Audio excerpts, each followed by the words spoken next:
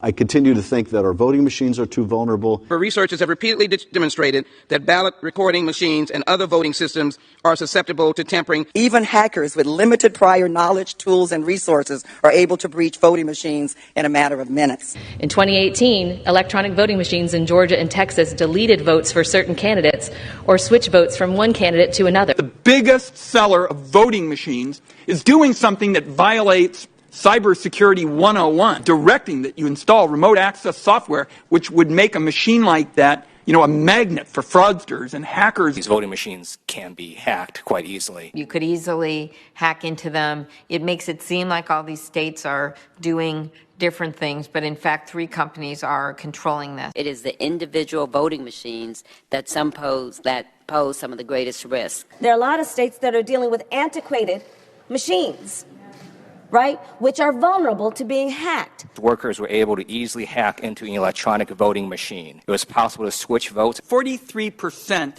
of American voters use voting machines that researchers have found have serious security flaws, including backdoors. We know how vulnerable now our systems were. I know the hackathon that took place last year, where virtually every machine was broken into fairly quickly. I actually held a demonstration for my colleagues here at the Capitol, where we brought in folks who, before our eyes, hacked election machines.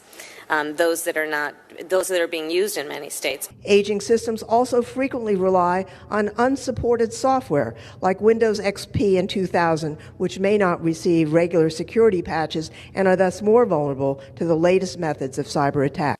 In a close presidential election, they just need to hack one swing state, or maybe 1 or 2, or maybe just a few counties in one swing state. I'm very concerned that you could have a hack that finally went through.